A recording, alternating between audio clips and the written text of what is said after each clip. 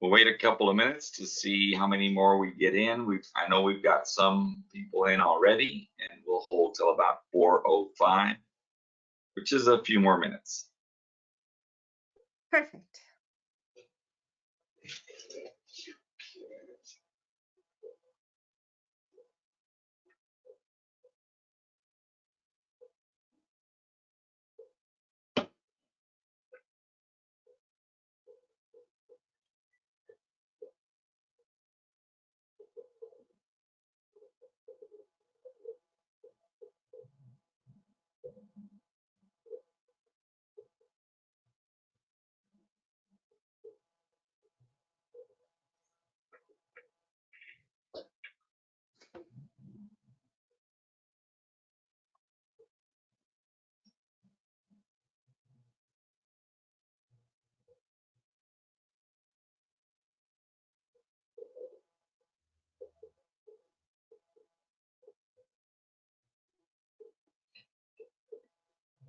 We actually had some people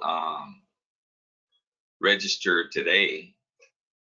That usually happens. We had quite a few register today for it. It's pretty cool. That's awesome.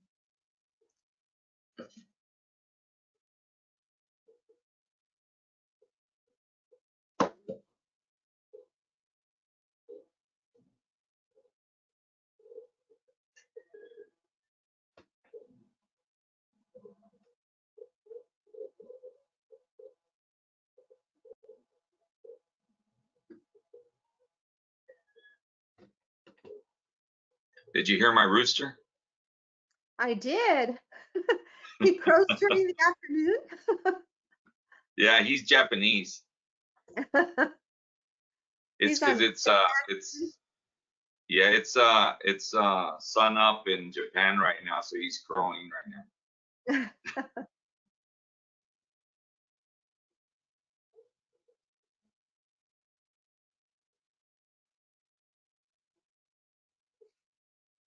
Okay, well, I'd like to welcome all of you to the Sor Maria de Jesus webinar today.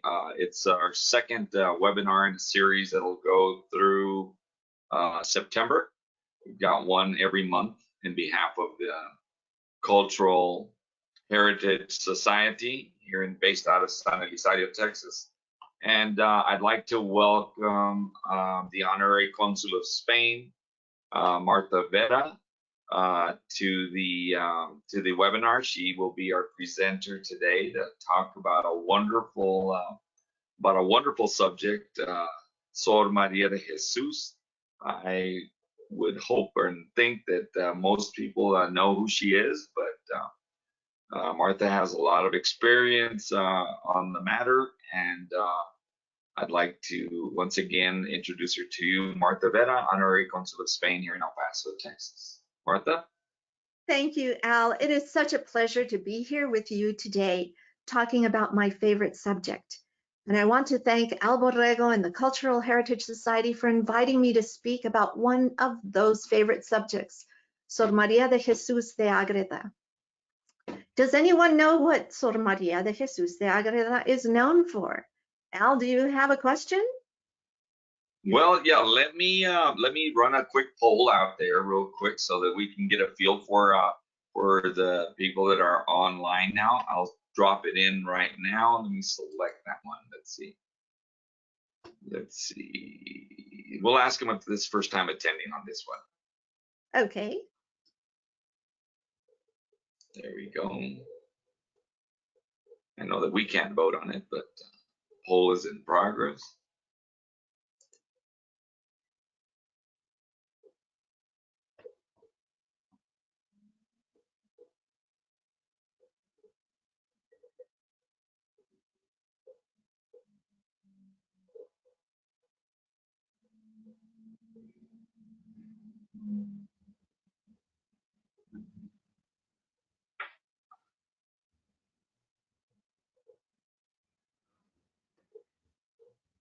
We've got 75% have voted.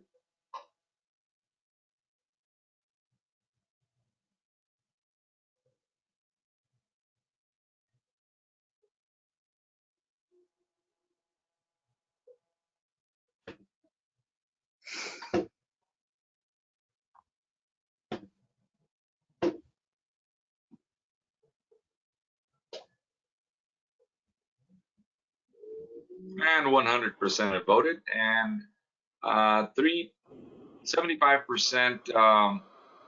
it's their first time attending one of these webinars with us, and we're glad to hear that. We'll close the poll now, and there we are again. Thank you for your answering the question, and we'll get started with the Honorary Consul Martha Vera. The floor is yours. Thank you. Well, being honorary consul, one of the things that I need to do is promote culture and history in our area. And definitely, like I said before, Sor Maria de Jesus de Agreda is one of my very favorite subjects to speak about. In fact, I am translating the 5th volume of La Mística Ciudad de Dios, which should be out this year, very soon. Well, I asked the question, what is Sor Maria de Jesus de Agreda known for? She was known for levitating. Levitating means that she could rise off the ground without any help. She was able to bilocate, and bilocation means that she is in 2 places at the same time. As I go through her story, you will hear that she was in her convent in Agreda, Spain, as well as in the New World. She was the author of many books, including the 4-volume writing of La Mística Ciudad de Dios. She was also the spiritual counselor for King Felipe IV. King Felipe was born in 1605 and died in 1665. This is very important because they both lived in Spain at the same time. He was king from 1621 to 1665. So Sor Maria de Jesus is also known as the Lady in Blue. She's known as the Lady in Blue because after she became a nun, she wore the habit of the Concepcionistas, and they wore a habit that was basically white with a black headdress and a blue cape. She was born on April 2nd, 1602, to a first-generation converso family. That means that her father and mother converted to Catholicism, and both met in Agreda at the church there. She was the youngest of 4 children, 2 boys and 2 girls that were survivors of an 11 family, 11 siblings. So those were the only survivors. She was very exceptional, and as a young girl, she told her parents that she had 6 guardian angels that she spoke with constantly. And she also spoke about devoting her life to Jesus. By the time she was 8 years old, she knew she wanted to be a nun. The other story that she told her parents was that these guardian angels taught her to read and write. Her mother had a dream that she needed to convert the family home into a convent. Her father agreed, and the women of the family stayed at the home in the convent and converted that home with the help of the Immaculate Conception Sisters in Soria, which is very close. The men of the family felt the calling to become monks, and so the father and the 2 sons left to become monks. Later, the 2 boys became priests. Sor Maria joined the Holy Orders at age 12, and by the time she became a nun, she was 18. She was totally devoted to Jesus and prayed constantly. One day during Mass, she started levitating, which was very surprising to all of the sisters. And it did cause quite a stir within the religious community as well as the congregation. People from all over Soria started coming to Agreda to watch her levitate. and her fame grew more and more. The priests became very angry and asked her to stop levitating. And she said that she was unaware that it was happening, and she didn't even know how it started or how to stop it. So her confessors, which were the priests, and if you know anything about life in the monastery, all the nuns and monks and priests have their own confessors. Her confessors told her to pray that it stopped. She was very obedient and prayed that levitation stop, and it did. Well, not very much time passed when she had another gift, and it was that gift of bilocation. Again, we said that bilocation means the ability to be in two places at once. She was in her convent and in Nuevo Mexico at the same time in flesh and blood. It's very important to know that Nuevo Mexico isn't just New Mexico. Nuevo Mexico was everything that Spain owned from Mexico on northward, in the areas that are just being explored. So this is all Nuevo Mexico. We are in what was once Nuevo Mexico. So what's so important about Nuevo Mexico and Camino Real de Tierra Adentro? Camino Real de Tierra Adentro was also called La Custodia de San Pablo, which was the route that all of the Franciscans were moving northward to Christianize the natives, to help colonize, to help establish Christianity and the new way of life for all of those men and women that came to colonize. So they were out preparing the way. So all of this is going on. She's, at her convent, and she was very worried that her brothers were going to have to come to the New World. She was worried about the natives that were here. They knew that the natives were creatures of God. They knew that they were all brothers and sisters of the Spaniards, but didn't know Jesus yet. And she wrote in her diary, "One day after receiving our Lord, His Majesty showed me the whole world, and I came to know the variety of things He had created. How admirable is the Lord in the university of the earth. He showed me with much clarity the multitude of creatures and souls that there were. He showed me those souls, how few could profess the purity of faith and would walk through the door of baptism to become children of the Holy Church. The heart would break to see the copious redemption did not fall but on so few. The gospel showed us that there many are called, but few are chosen." Among so much variety of those that did not profess or confess the faith, he told me of his creation that had the best disposition to convert, and where his mercy was more inclined was those of Nuevo Mexico and other remote kingdoms in that area. His highest manifested his will in this. He moved my spirit with new affection for the love of God and neighbor, and to cry out from the depths of my soul for those souls. From 1662 to 1625, she became present as an evangelizer. At least 500 times it is said that she appeared or bilocated to the provinces of the Quiviras, Humanos, and other zones of Nuevo Mexico. So again, what is Nuevo Mexico? Nuevo Mexico is, and Al, would you like to ask what Nuevo Mexico is?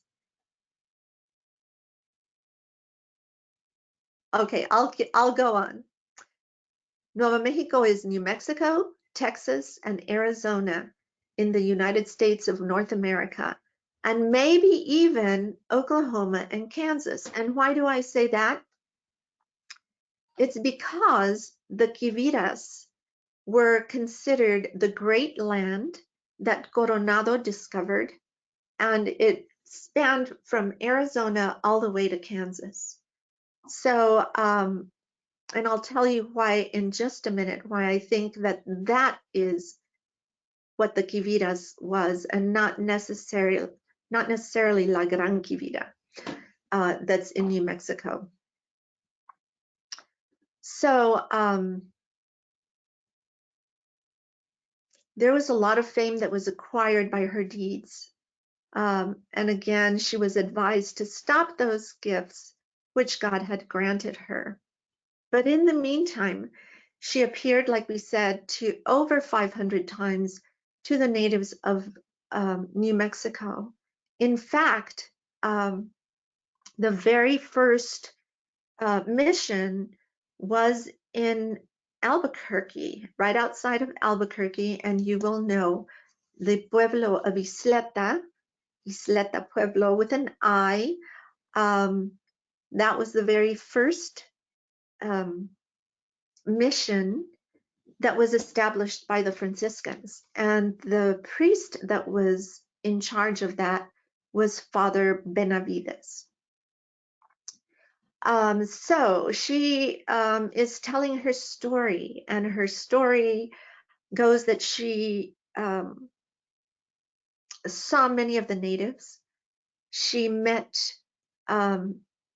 the chief Tuerto, and later was asked many times by Father Benavides himself who it was. So how did they find out that it was Sor Maria de Jesus that had actually visited the natives, evangelized them, and prepared them for baptism?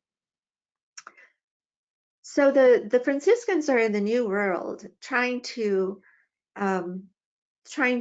Christianize the Franciscans, and they are having a difficult time.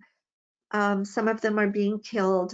Sor Maria bilocates and starts teaching the natives catechism. One day, thousands of natives arrive at the mission in Isleta and ask Father Benavides for baptism.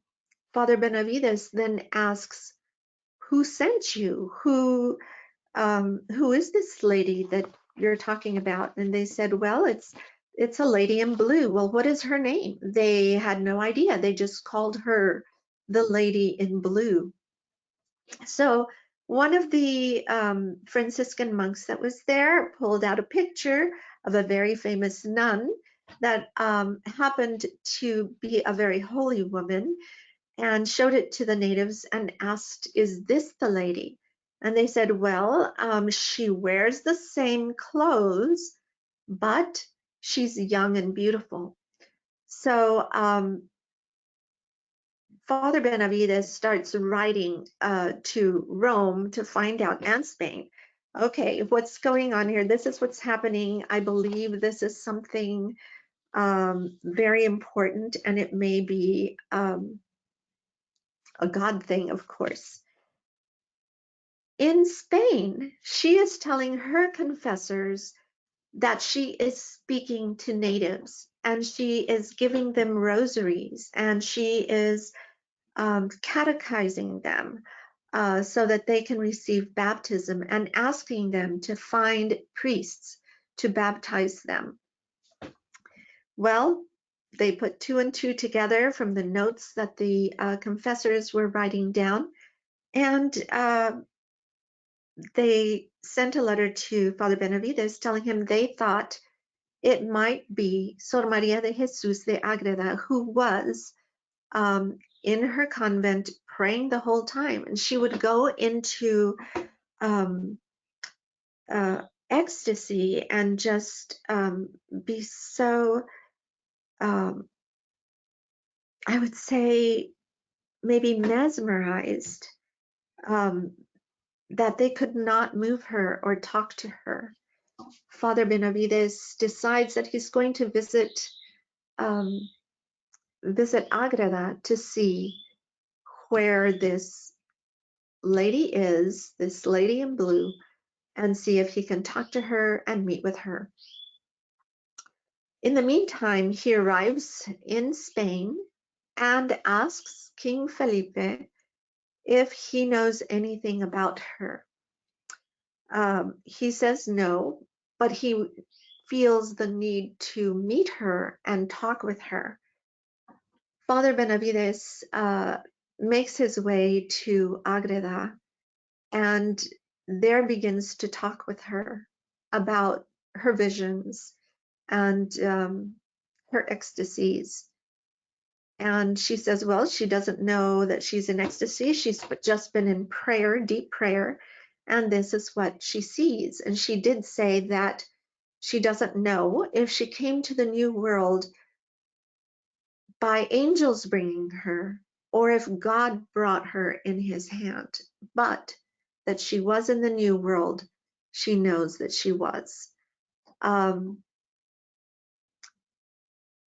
I don't know if Mr. Alborrego has shared that we visited Agreda because we were very interested in finding out more about this story. And did it really happen? Because this is a very important event that would tie the Camino Real with La Custodia de San Pablo and all the history that goes along this Camino that was opened much later by Don Juan de Oñate. So we ended up going to Agreda, and I believe he was going to be asking, Al, are you there?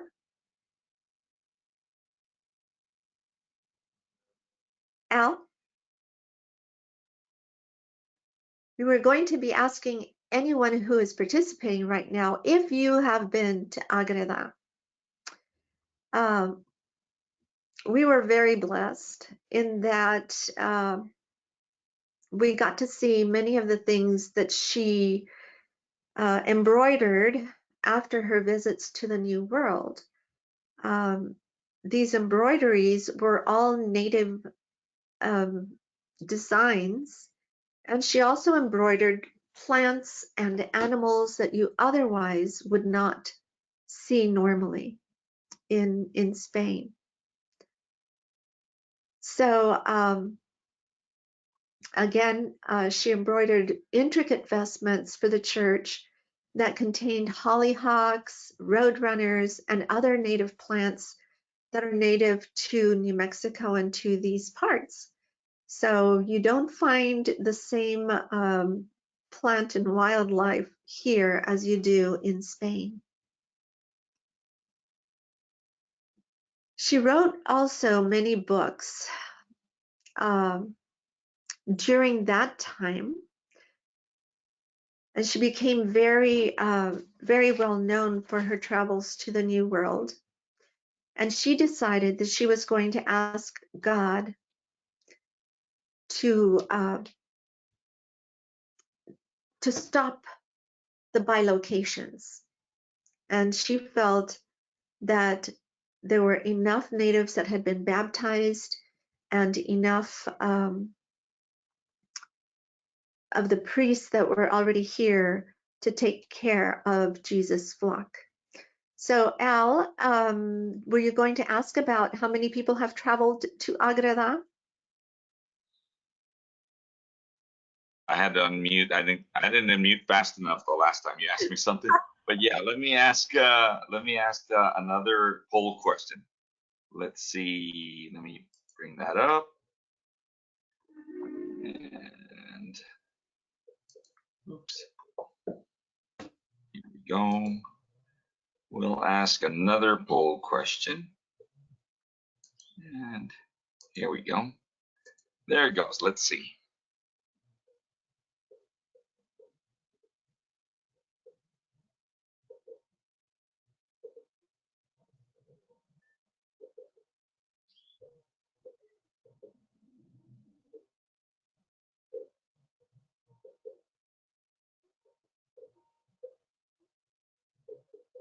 We're at 71% now have voted.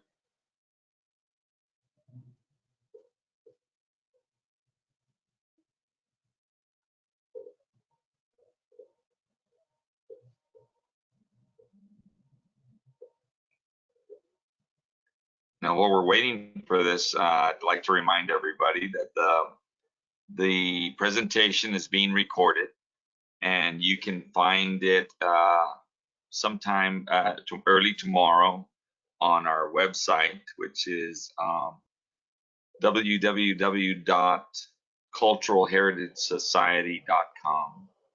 And of course, we invite everybody to join the organization. We'd love to have you be a part of this and support what we're doing. We're at 86% have voted now.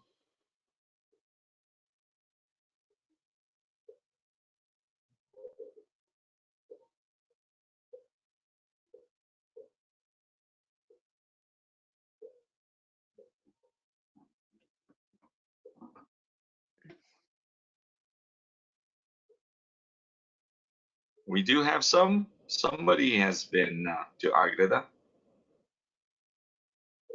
Be sure and let us know in chat. I can check later, but right now I can't tell who it was.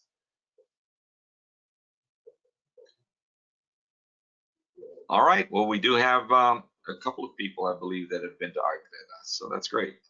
You can continue now, Martha. Thank you. Perfect. Okay, so let's run over to Times Today. There was an article that was written in 1959, and it was written in Arizona Highways by Edna Hoffman Evans. And this is what the article looked like. So in that article, it talks about, she was able to have many of the tribes baptized, except for the Hopi. So this is why we know she was in Arizona. So the Hopi tell the story that she would come and speak to them, and they just didn't understand what she was saying and did not trust her. So the Hopi is the only pueblo that has not been Christianized, and they still worship the way they did originally. They shot her with arrows, and she would not die. She would get back up again, and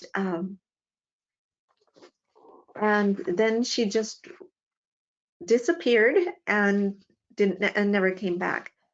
But I mean, this is one of those stories. I don't want to call it a legend because I really believe it happened. And the way that I do know that it happened, as Al will probably mention to you all, we did go to Agreda and we're able to view her museum. We're able to see her and her body, which is uncorruptible. And I hope that many of you one day get to visit Agreda and that you get as interested as we did in finding out more about her and what she did along the Camino Real. So this is very important for all of us. So as I mentioned, she prayed to stop the bilocations, and the bilocations did stop. She wrote many books that she said were inspired by heaven. The most important one was the 4-volume La Mística Ciudad de Dios, the mystical city of God. She told the priests that the Virgin Mary had dictated this book to her. They were not very happy when they heard this because, okay, she was levitating, she was bilocating, now she's writing books, and she says that she sees the Virgin Mary. Being a woman, it was not very common for women to be writing theology. In fact, it was frowned upon, and they felt that she must be making all of this up. So they actually had an Inquisition to investigate her. She was questioned for 11 days and finally found not guilty. But during those 11 days, she had to remain kneeling for almost 11 hours a day. It was grueling. She was very ill, very weak, but she continued forward. And they found that she and called her a holy woman. Some of the priests, right after they had talked to her about the mystical city of God, asked her to burn the book. And in obedience, she did. Obedience was really important to her. In fact, in the book that I'm translating right now, she talks about, and the priests do as well, that are helping to write in this fifth volume, their accounts and their experiences with Sor Maria, that they could speak with her mentally. If she was in a trance and she was in that ecstasy, they could bring her out of it by telling her telepathically that she needed to be obedient and come down and meet with them. So she would do so. And so through obedience, they asked her to burn the book. The copy of that book was kept by the King of Spain. So he had a copy of those first volumes that she had written. She obeyed the priests and she burned her copy. And she cried and cried for days because she felt that the Virgin Mary had asked her to do this. Yet the priest had asked her, burn the book. And she had a very difficult time telling who she should obey, if she needed to obey the priests or obey the Virgin Mary. Later, she gets a vision where Jesus is telling her to write the mystical city of God. And this time it was going to be better. So this is the one that we see now in print. You can look it up on Amazon. The volumes that are available are very expensive, or you can order them. So if you order the books that the sisters have, they're going to come like this. And they are in Spanish, but you can get the English version that has been translated. And so, as I said, I will be translating the fifth volume, which were all the questions, comments by the priests, as well as Sor Maria's own words. So that is about to be completely published, and hopefully you'll be able to find it on this website once it's complete. Okay, then we said that through the mystical city of God, those were the volumes that were carried by the Franciscans, especially Fray Junipero Serra, as he established the missions of California. The book was later banned by the Catholic Church. Why was it banned? It was banned because in the mystical city of God, the Virgin Mary tells her that she bore Jesus Christ like any woman would bear a baby. She had the pains of childbirth, and Jesus was born like any other baby is born. The church felt that that was not theologically correct, according to St. Thomas Aquinas, and so the book was banned. Finally, the ban has been lifted. Her case is still in the office of the Inquisition. She has been deemed venerable, yet not a saint yet. And it's probably because of that theological part that they had asked her to change, which she decided she was not going to do because that's not what the Virgin Mary said.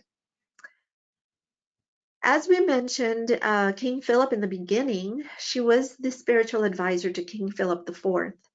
Right after Father Benavides comes to visit Sor Maria, King Philip shows up and begins to talk to her about prayer, about why the kingdom of Spain is failing. And she told him, you need to start praying. You need to start giving everything that happens in your country to God. You need to follow the 10 Commandments. And she also told him that many of his sins he had to pay for, and many of those were having children out of wedlock and not supporting them or the mothers that he had those children with. They start writing to each other. He writes her letters, which are still in Agreda, Spain. He would write his question and she would answer on the opposite side. There are more than 600 letters that they wrote to each other. Most of them were about running the country and his prayers and her telling him, do the right thing, do the right thing. If you do the right thing, everything will fall into place. One of the other things that she mentioned is that all things are possible with God. And she also said, there are no coincidences. They are all God incidences. No matter what happens to you, good or bad, these are all God incidences. She died May 24th, 1665, and her body, as I mentioned, lies in state in a glass case in Agreda and is incorrupt. In 1680, an application for beatification and canonization was opened and later closed, again because of her writing theology that was not, that didn't meet what the church felt was supposed to happen to a virgin birth.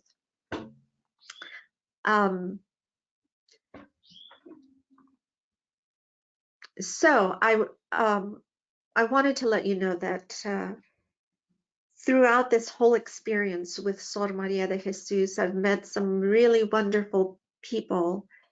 And I was actually part of a musical that was written by a friend of mine, and she became a friend of mine through Sor Maria de Jesus de Agreda. Her name is Cynthia Jordan, and you all will probably know her from a song that was very popular in 1983, which was called Jose Cuervo, You Are a Friend of Mine. That was her one big hit. After that, she got married, had children, and started writing Christian songs for children.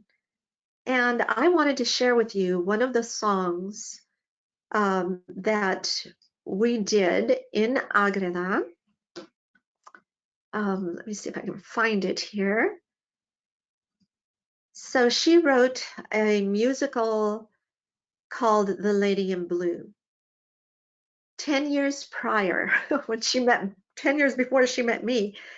And when she met me, she said, you know, I need you to help me translate these songs because the sisters at the convent have never heard the music in Spanish. They don't really know what it means, what they mean. Would you translate? And I said, of course I'll translate. Well, it happened that it became, you know, quite a feat because I translated and sang all of her compositions for the Lady in Blue ballet. And we sang them in Agreda, which I'm going to play you one of the songs, which is called La Mística Ciudad de Dios. This is where she's writing about hearing the Virgin Mary. And as you will hear, it was very emotional for me because this was recorded live at the chapel where Sor Maria lies in state after our concert. And it's definitely one of the most beautiful songs. I do recommend that you can go to Spotify or Amazon, I think, and listen to more of Cynthia Jordan's music. You won't hear me, but you'll hear her. And so here is the Mystical City of God, and I will be right back with you once it's over.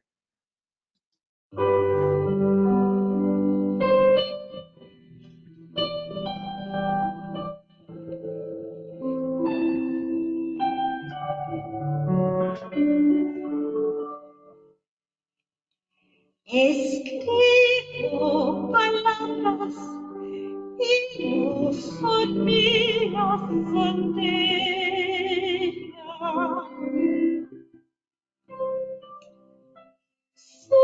Susurrando con su canción en mi ser. Sorprendente, guía la pluma en mi mano.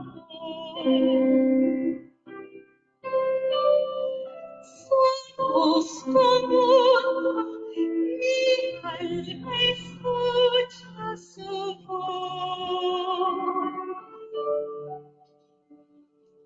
Maravillada, asombrada, siento que en sueño estoy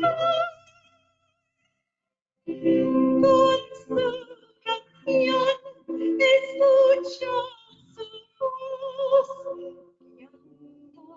guiándome con su dulce. Escribo palabras y no son mías, son de ella.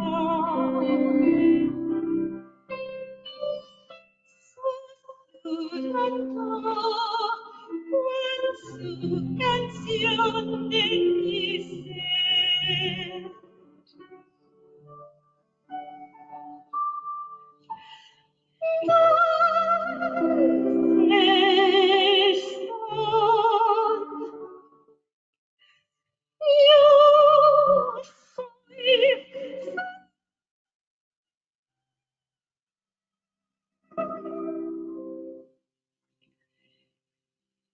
Escribo la mística ciudad de Dios.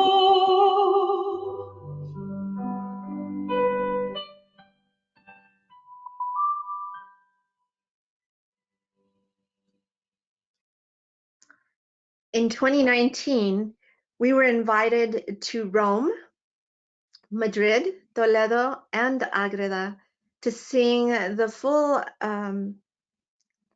concert. We went with ex-governor of Isleta del Sur Pueblo and his wife. We also went with Vicky Otero and Cynthia Jordan. We also had a wonderful violinist, Fagner Rocha, go with us and accompany us there, and my husband, Dr. Robert Vera. We all took a trip there, as well as Father George Giorgetti, to go to the Vatican. We sang at the university where they study the apparitions of the Virgin Mary, called the University of Mariology. And so that was quite an experience. I hope that you all one day get to visit Agreda. I hope that you will look for the book that will be out. And I know that, you know, if you become a member, there will be a special discount for all members of the Cultural Society. So thank you, Al, and thank you all for joining me today. If you have any questions, I don't know how we're going to do these, if you type it into the chat or if we can open it up. Yes, we can type it into the chat. If you have any specific questions, let me take a look. One of the questions is, you might have answered this, but how many times did she appear to the natives? If you know that. Okay, she appeared over 500 times, but and that's how she explains it in the book. So we don't know, you know, if it was just it was not to one tribe only. She appeared to many, and so we are trying to gather information about, you know, did she appear? Are there any stories? Are there any storytellers that are talking about her apparitions or her visiting their pueblos or communities? Okay, and then we have another question. Are there any guided tours to Agreda, Spain? We are putting one of those together. I'm glad you asked that question because once COVID is over and once Spain opens up, we would like to take a tour, to create a tour and take people to Agreda. We're probably looking at around April. Usually this is the time when they celebrate her. It's a really wonderful time because there are processions, and just it's a beautiful experience that I think that we could share with others.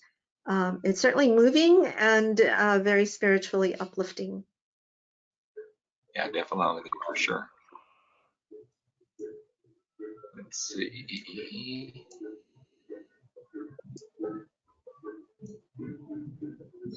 Will there be more discussions on Sor Maria after this one? I guess is what they're asking.